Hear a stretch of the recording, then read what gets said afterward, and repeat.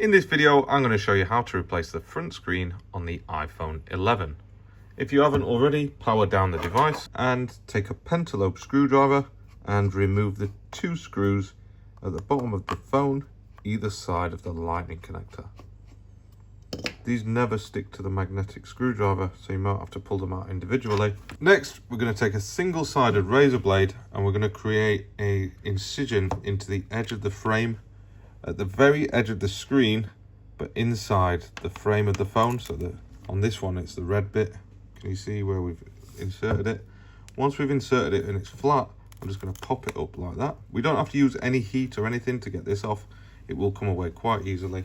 And you're going to pull it back like that, just enough so you can make a bigger gap in the bottom of the screen, large enough now to get the plastic guitar pick into. And we're just going to insert it into that corner and then begin running it down and along this first edge. Run it all the way along that right hand edge first of all, then bring it back down on itself along the bottom and then along this left hand edge of the screen. I'm just going to keep running it around like that until the bottom of the screen is detached like that. I'm going to leave the top, don't worry about that just yet, because what we're going to do, we're going to lift it up from the bottom, wiggle it side to side like that, and it sort of snaps out from the top, and then you can open up the screen just like that. This one's had the battery replaced before, so the screen's already been opened, but I don't think that you'll have too much difficulty removing that screen if you follow those instructions. To keep the screen from falling over, use a weighted object like a mug to lean that screen against, just like that. So now you've got two hands free to work inside the phone. To detach the screen from the phone, first of all, we need to disconnect power, and that comes in the form of a battery. So we need to remove the three screws that are hiding underneath this screen cable. So we've got this like L-shaped bracket. Remove the three tri-wing screws that are holding that down. Store those safely for reinstallation later. Then take some tweezers, lift up that L-shaped bracket, pull it out of the way, and then use a plastic prying tool to disconnect this flex cable here, which is for the battery. Just get it disconnected and out of the way. Moving along now, we can remove this screw and the rest of the screws for this sort of rectangular shaped shield, what holds down the connectors for the screen, and then use the tweezers to lift up the shield again. And then same as we did with the battery, except we're going to use it to lift out this connector here, this connector here, and then finally this connector just here. With those all disconnected, we can now lift up the screen and put it to one side. We'll carry on working on the frame while we've got it open. And what you'll find is that there's some glue left behind from the previous dust and moisture resistant seal, and we need to get it out of the way because we're going to replace that seal. So just get some tweezers, pick it up and pull it off like that. Peel it out of the way and then just check all the way around the four edges to make sure that it's all been removed. There's some more just here, look. Let's get that out of the way. And then I think that's all of the adhesive removed. On these edges is an accumulation of gunk that gets in between the screen and the frame of the phone. To remove that, we're going to add a little bit of isopropyl alcohol in one of these little squeezy bottles and just run a bead of it down the edge. Then using one of these little horsehair brushes, an old toothbrush will do the same thing as well, and we're just going to clean up all the dust and gunk that builds up inside there. Give it a good scrub, you're not going to hurt anything. Not on these three edges, what I've done so far anyway, but when you get to the top, just be aware that obviously there's the front camera here, so you don't want to go crazy brushing that with a dirty brush, so just beware. I usually just go one-sided like that, just one direction, just so that I avoid causing any damage to the front camera or the Face ID camera. So that's clean now, and I'll put that to one side, and we'll get the old screen, which is this guy just here.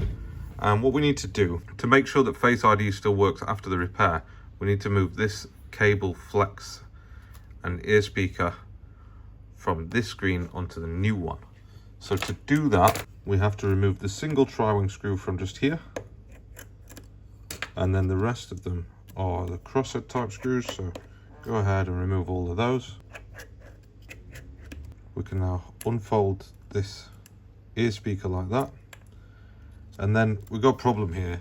On an original screen, there'll be a small little shield there. You just need to get the tweezers. Imagine that there's a shield there, pick it up with the tweezers like that, and then it'll reveal what looks like this. But this screen has actually been replaced before, which means that somebody hasn't put that little shield back. I'll try and find one, replace it, but they are in short supply because you find them a lot. We're going to use a hairdryer, heat gun, something to warm up this area, because these three sensors, the microphone, the ambient light sensor, and the other one, proximity sensor, are stuck down with some adhesive that needs to be warmed up to loosen it up. So we're going to get underneath there, underneath the proximity sensor with the tweezers, and just lift very gently. Sometimes you might have to grab hold of the ambient light sensor just there, and then lift up the microphone just there, just to help it along. And all I'm doing when I'm getting that is just sort of very gently putting pressure on it to let it release itself. And that'll allow you to release this cable. Just be careful when you're doing that. I know this is a bit of a sort of crux point for a lot of people. Might get it off easy and think, what the hell is this guy talking about? Other people will have difficulty. But if this cable breaks, then you will lose Face ID. And that's what goes wrong for a lot of people when they're doing this repair. Put that to one side. And now we're going to get the new screen. So the screens that we're using are these X07 screens. I will put a link for where you can buy them. It's direct from our website, and these are the screens that we use in store every single day of the week. They include a 12-month warranty and are generally a very, very good screen. It comes with the adhesive seal to secure the screen to the frame, and that's what we're going to install first. To do this, you need to peel back the top layer of the film, and you can chuck that part in the bin. Now sticks down, lining up the top left corner first. Follow it down this left hand edge, make sure that it's nice and tight to the edge of the frame, and if you do that, then the rest of it will follow around perfectly aligned. And then you might just have to get something like the plastic spudger to just push it into these edges and make sure that it's stuck down all the way around. Installed now, we can peel off this other top layer of film from the other side, and that's going to leave behind a final layer of blue film that I always leave on until the very last minute when we're just about to stick the screen back down. Moving on to the screen now, we can remove the blue protective film from the back of the screen, and you'll notice that with these screens they include the aluminium back cover that protects the back of the LCD and the backlight. Some screens that you buy online will not include this back cover. If they don't, you need to remove all the tri-wing screws around the outside and install and move over the back cover. We have the luxury of having the back plate already installed. I'm not going to go through that with you. There's no point. Anyway, moving on to the screen. We've just got that sensor that needs to be installed now, so go ahead and line up. I always start with the top, get the ambient light sensor in, then the proximity sensor and the microphone.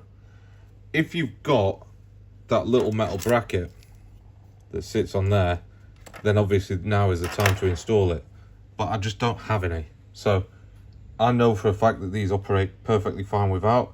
It's not ideal not having it, but you can only piss with the cock you've got. And as such, that's how it's going to be with this one. Install the top left tri-wing screw first of all.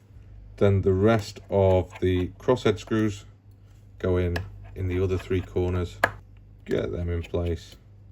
And then that's it. It's ready to install onto our frame or phone. One thing I will point out, right? The way that we take the screens off, sometimes this can fall out of alignment, the front camera. Let me show you what it'll look like if it's out of line, because it'll stop the screen being able to be installed. You see, it'll look like that. So it's just sat slightly raised and it won't push down or move around freely when you push down on it. All you've got to do is just pull it that way a little bit and then push it back up so that it sits under the little catch that holds it. And can you see now that it's bouncing up and down and moving free? Just look out for that. Honestly, it'll save you a lot of problems. Or It'll save you from breaking the new screen that you're putting on there when you go to install it. When you do go to install it, make sure that the battery is still disconnected. It's best to just fold it out of the way to keep it out of the way so it doesn't get accidentally connected. Then offer up the screen cables first. I usually go for the one closest to you, and we're going to line it up and use our thumb to guide it in. Once it's over the hole, it will click into place with a little bit of pressure. Same for the other one, that usually lines up a bit easier. And then for this one, you just got to like sort of guide it in with your thumb until it's close, and then you can push it down to get that satisfying click and get it into place. If you've never used those type of connectors before, they can take a little bit of practice, but just be gentle with it because it's very easy to crush them. Don't forget to put your mug at the back of the screen this time, and we can lean the screen up to it, and then we're going to go with that metal shield on the top here. Line that up so that the screw holes are all visible, and then secure down the 5 tri-wing screws that we removed earlier on in the video. It's important to note that all 5 of these are the same size tri-wing screw, and they are the same as the one that go for the battery connector down at the bottom as well. So don't worry if you've mixed them up a little bit. Just make sure that they get screwed back in. With all 5 of those screwed in, what we're going to do now is a bit of a iffy sort of maneuver, but you have to do it on the iPhone 11. You just have to get underneath it with your thumb like that, lift up the flex cable, and then fold over the battery connector. Just be careful. You see how we're bending the cable now? I'm not folding it. You don't want to fold it. If you fold it, you'll break it. If you bend it, it's fine. It's quite flexible. Just don't fold it. Offer up that little bit of a L-shaped shield, and then I'm going to get this one in first. Get that in. Move that into place with the screwdriver. You need about 10 hands for this because you need someone to hold the screwdriver, someone to stick screws to the screwdriver, and then someone to hold that flex cable. So unless you're an octopus, this might be a little bit of a faff at this point. Anyway, you can just about squeeze that screw in by the cable without folding it like I've just had a rant about, and that's it. At this point, you want to make sure that this screen turns on and shows a picture and functions the way that you want it to, which of course it's going to. Just test it, make sure that you do. It'll be fine. If it's not, take it off, reconnect your connectors and check it again. Before you seal the screen down, it's probably a good idea. I mean, this one will mucky already, and no doubt I've got some fingerprints on it as well. Just get a bit of clean room wipe, microfiber cloth, and a bit of alcohol on it, and just wipe down those bits of metal shield. Just clean it up, make it look pretty. You don't know who's going to be in the phone next, who's going to be judging you. So just clean it up a little bit, make it look nice. And it makes it a slightly more professional job, doesn't it? Use tweezers to lift up this final layer of blue film all the way around until it snaps off, and then you'll have to grab the other bit of pull tab. If you find that the adhesive comes with you when you do that, let me show you a little trick that I use. I'm just going to fold it down, look, because we need to get to this back side. And what we're going to do, if you find that it comes with it, we're going to lift it up with one hand, but then use the flat end of the spudger with your other hand, and you're going to lift and push down at the same time, if that makes sense. It's a confusing concept, but it works for this adhesive. Just like that. So you see that black bit of adhesive has stayed in place all the way around. All we're going to do now is push down at the very top. You need to make sure that the clip's sitting, just like that. Just be aware that there's a flex cable there that we don't want to trap, pinch, snag. Just make sure that that goes in next. And then finally, we can squeeze that side until it clips together. And I think, apart from these 2 bottom screws that we removed first, that is job complete. So we just get these 2 screwed in. Oops. If you've got any questions about repairing your screen or replacing your screen, don't forget to ask them in the comments and I will get back to you as soon as I can. But that is job done. Thank you for watching as always, and see you in the next video.